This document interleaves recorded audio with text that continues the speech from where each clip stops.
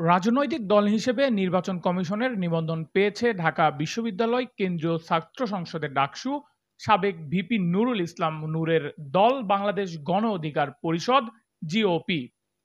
৫১তম রাজনৈতিক দল হিসেবে নিবন্ধন পাওয়া দলটির প্রতীকী ট্রাক।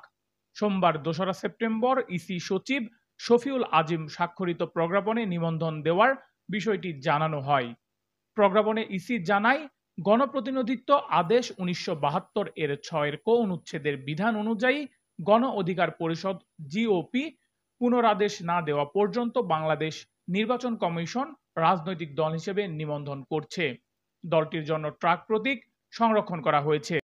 গত ২৮শে অগস্ট আমরা পুনর্বিবেচনার জন্য একটা দরখাস্ত দিয়েছিলাম।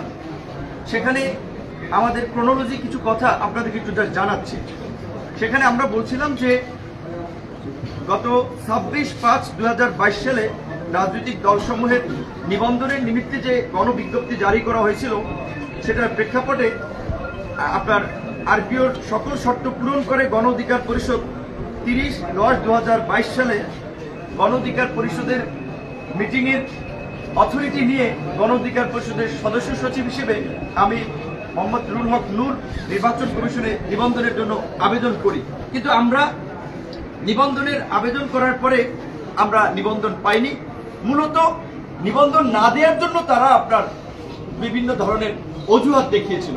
বর্তমান ফ্যাসিস্ট সরকারের পতনের পরে রাষ্ট্রীয় প্রতিষ্ঠানগুলো তাদের মতো সক্রিয়ভাবে কার্যক্রম করছে।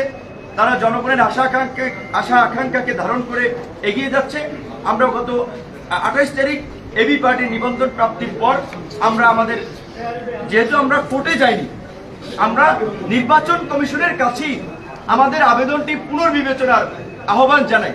নির্বাচন কমিশন সমস্ত তথ্য এবং সবকিছু পর্যালোচনা করে তারা নীতিগতভাবে সিদ্ধান্ত নিয়ে আমাদেরকে নিবন্ধন দিয়েছে।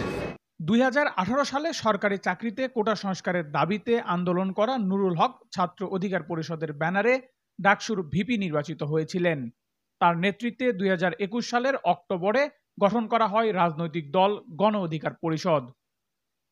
নেহাল আহমেদ প্রান্ত, সাউথ এশিয়ান টাইমস, ঢাকা।